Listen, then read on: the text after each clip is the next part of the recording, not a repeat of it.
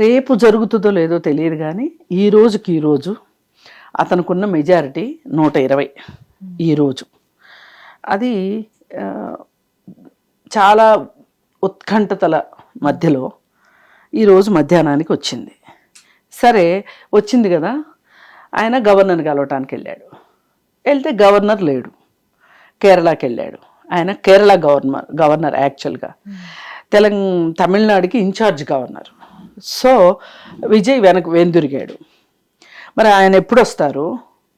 ఆయన వచ్చిన తర్వాత కలిసి నా బలం ఇది అని చెప్తే అప్పుడు ప్రమాణ స్వీకారం జరుగుతుంది. కానీ అసలు ఇక్కడ పరిస్థితి అంతా ఎలా ఉందంటే బండి ముందు గుర్రాలు వెనక అన్నట్లుంది. ఏంటంటే గవర్నర్ చేయవలసింది ఏంటంటే, గవర్నర్కి తెలియక కాదు, గవర్నర్ చేయాల్సింది చేయలేదు. అతను కొంచెం తొండాట ఆడాడు గవర్నరు. ఏంటంటే నీకు మొత్తం బలం ఉంటేనే నువ్వు ప్రమాణ స్వీకారం చేయాలి అని. అది కరెక్ట్ కాదు. ఎందుకంటే మన రాజ్యాంగం ప్రకారం అలా లేదు. రాజ్యాంగం ప్రకారం ఏముందంటే ఎవరు హయ్యెస్ట్ లార్జెస్ట్ పార్టీ సీట్స్ ఉన్నవాళ్ళు ఉంటే వాళ్ళు వచ్చేసేసి ఫస్ట్ సీఎంగా ప్రమాణ స్వీకారం చేస్తారు. చేసిన తర్వాత వారం రోజులకో 10 రోజులకో 15 రోజులకో వాళ్ళు అసెంబ్లీలో బల నిరూపణ చేసుకోవాలి. ఇప్పుడు ఈయన మ్యాజిక్ ఫిగర్ 118 మంది ఉన్నారా లేదా అనే లెక్క ఎప్పుడు అంటే అసెంబ్లీలో నిరూపించుకోవాలి అతను. కానీ ఇప్పుడు వస్తున్న వార్తలను బట్టి నీకేం అర్థం అవ్వాలి, గవర్నర్కి అందరికంటే ఎక్కువ విజయ్కి వచ్చాయి 108 సీట్లు. సరే ఒక సీటు ఆయన రాజీనామా చేశారు కాబట్టి తీసేద్దాం, 107 సీట్లు వచ్చాయి ఆయనకి.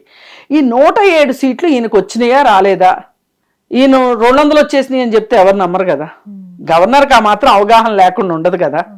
పైగా ఇతను అడిగేటప్పుడు ఒక పత్రం ఇచ్చి అడుగుతారు, దానిలో నాకు ఇన్ని సీట్లు వచ్చినాయి అంటారు.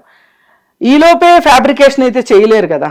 ఇప్పుడు ఇక్కడున్న మనకు తెలిసినప్పుడు 107 వచ్చినాయని 108 వచ్చినాయని అక్కడ ఉన్న గవర్నర్కి తెలియదా?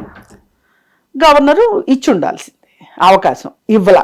ఎందుకంటే ఏమో గుర్రం ఎగరావచ్చు, వాళ్ళకి ఇష్టమైన ఏఐఏడిఎంకేకి ఏమైనా వాళ్ళు ప్రయత్నం చేసి విజయ్ పార్టీలో నుంచి ఎవరినన్నా లాక్కోగలుగుతారా? అప్పుడు అది సింగిల్ లార్జెస్ట్ పార్టీ అవుతుంది.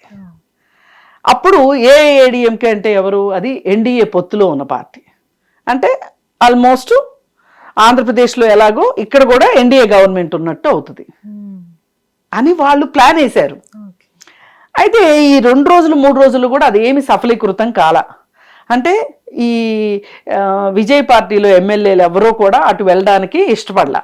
లేకపోతే ఈ పార్టీకి అసలు లోపల చాలా ప్రయత్నాలు జరిగే ఉంటాయి, ఏమీ జరగకోకుండా అయితే ఉండవు. ఇది కథ.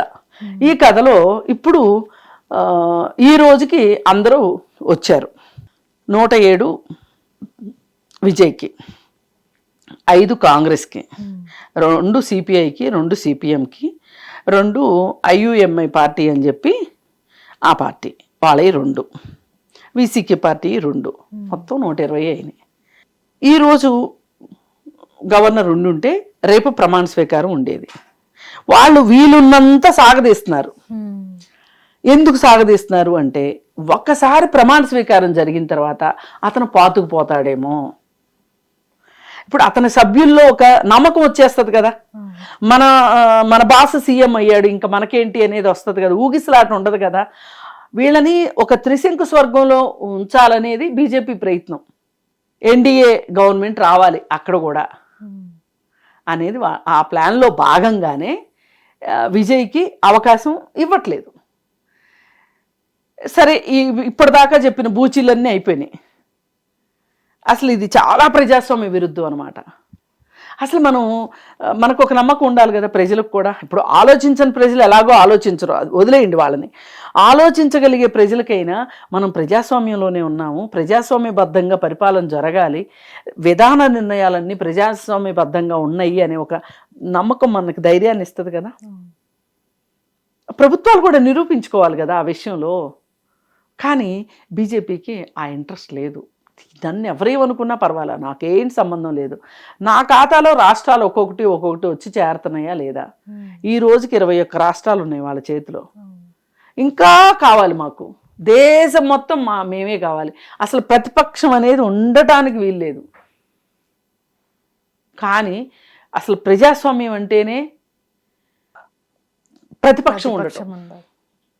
ఇక్కడ అసలు ప్రతిపక్షం లేకపోతే ప్రజాస్వామ్యం ఎట్లా మనగలుగుతుంది? అసలు నీకు రెండో వాళ్ళ వాయిస్ చెప్పగలగాలి కదా, వాళ్ళ ఉద్దేశం చెప్పగలగాలి కదా. అలాంటి పరిస్థితి లేకుండా చేస్తున్నారు. ఇవాళ విపక్షము అనే మాట వినాలంటే వాళ్ళకి అసలు ఇష్టంగా అనిపించట్లా. అవి చాలా కర్ణ కఠోరంగా అనిపిస్తున్నాయి బీజేపీ వాళ్ళకి. వీటన్నిటి సమాహారమే ఇవాళ తమిళనాడులో ఈ వింత విశేషం జరుగుతూ ఉంది. ఎక్కడ జరిగిన వింత విశేషం. వాళ్ళు ఆలోచిస్తున్నారు, ఎవడన్నా ఒక్కడు దొరకపోతాడా విజయ్ పార్టీలో నుంచి, ఒక షిండే దొరకపోతాడా మహారాష్ట్రలో చేసినట్టు చెయ్యాలి అని. ఎవరు రావట్లా బయటికి. ఆఖరికి ఏం పుకారు పుట్టించారంటే, స్టాలిన్ దగ్గర నుంచి బాబు అని ఒక అతను డిఎంకే నుంచి వచ్చి విజయ్ పార్టీలో చేరి స్టాలిన్ మీద గెలిచాడు. అతన్ని లాగుదామని చూస్తున్నారు. అతనికి ముఖ్యమంత్రి పదవి ఇస్తాము నీకు, నువ్వు కొంతమంది ఎమ్మెల్యేలను తీసుకురమ్మని. కొంతమంది ఎమ్మెల్యేలను అతను తీసుకుని వస్తే ఏఐఏడిఎంకేలో దాన్ని మెర్జ్ చేసేసి వాళ్ళు సీఎం అవ్వాలి అని. ఇవన్నీ మంచి సాంప్రదాయం కాదు, కానీ వాళ్ళకి నడుస్తుంది. ఏదో ఒక రోజు ఇప్పుడు ఎవరు ఊహించింది, యువత అంతా విజయ్కి వేశారు ఓటు, మహిళలు కూడా విజయ్కి వేశారు ఓటు. అట్లాగే వీళ్ళు ఇలాగే చేస్తూ ఉంటే యూత్ బీజేపీకి ఎదురు మాట్లాడడం కానీ, వాళ్ళని వ్యతిరేకించడం కానీ, వేరే పార్టీలకు ఓటేయటం కానీ ఎంతో దూరంలో లేదు. అది బీజేపీ అర్థం చేసుకుంటే చాలా మంచిది. చాలా వరకు చూసాం మనం మ్యామ్, రిజల్ట్స్ వచ్చిన దగ్గర నుంచి కూడా అటు పొత్తు పెట్టుకోవాలని బీజేపీ చూసినప్పటికీ కూడా విజయ్ దళపతి అంటే సింగిల్గానే, నేను ఎలక్షన్స్ అప్పుడు కూడా తాను ప్రకటించడం జరిగింది, నేను సింగిల్గానే వెళ్తాను అని చెప్పడం జరిగింది.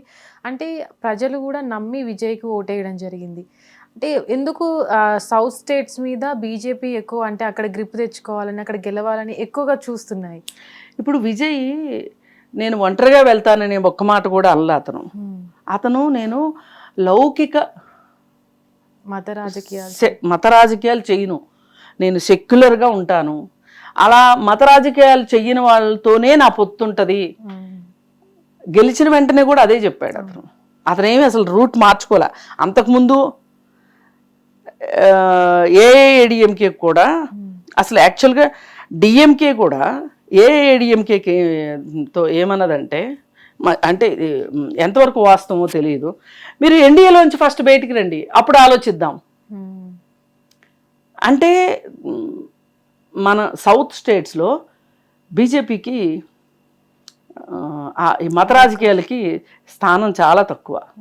వాళ్ళు వచ్చినా కానీ మధ్యలో వెళ్ళిపోవటం తప్పితే ఉండే పరిస్థితి లేదు. అందుకోసం ఏంటంటే అతను బీజేపీతో కలవకపోవటానికి, అది ఒక మతతత్వ పార్టీ అని అతను గట్టిగా నమ్మాడు కాబట్టే, అతను ఆ స్టాండ్ మీదే ఉన్నాడు కాబట్టే అతనికి వాళ్ళ ఈ కష్టాలు. అసలు బీజేపీతో కలిసి ఉంటే అసలు ఈ కష్టాలే ఉండేవి కాదు. కానీ బీజేపీతో కానీ పొత్తు పెట్టుకుని ఉన్నట్లయితే అతనికి సీట్లు వచ్చేవి కాదు. అది నిజం. అది హిట్ టీవీ యాప్, ఇందులో short news, live news, entertainment shows, movies, digital magazines తో పాటు మీ జిల్లా వార్తలను కూడా ఫ్రీగా చూడొచ్చు. ఇంకెందుకు ఆలస్యం, వెంటనే హిట్ టీవీ యాప్ ని డౌన్లోడ్ చేసుకుని ఫ్రీగా ఎంటర్టైన్మెంట్ పొందండి. Hit TV app. Hit TV app. Please download hit TV app. Hit TV app ని ఫ్రీగా డౌన్లోడ్ చేసుకుని ఎంజాయ్ చేయండి. మీకు నచ్చిన ఎంటర్టైన్మెంట్ కోసం హిట్ టీవీ యాప్ ని ఫ్రీగా డౌన్లోడ్ చేసుకుని ఎంజాయ్ చేయండి. హిట్ టీవీ యాప్ ని డౌన్లోడ్ చేసుకుని ఆస్వాదించండి, ఆశీర్వదించండి. ఇంతమంది సెలబ్రిటీలు హిట్ టీవీ యాప్ ని డౌన్లోడ్ చేసుకోండి అని చెప్తున్నారంటే ఎంత మంచి యాప్ ఆలోచించండి. అమెరికా అమెరికా అమెరికా అమెరికాలో చదవాలనుకునే వాళ్ళకి విశ్వసనీయమైన పేరు మన శౌర్య కన్సల్టెన్సీ. UK లో 1 year masters, UK లో 1 year masters, 2 years work permit up to 5 years visa. Contact Saurya Consultancy. Contact 89851 89851.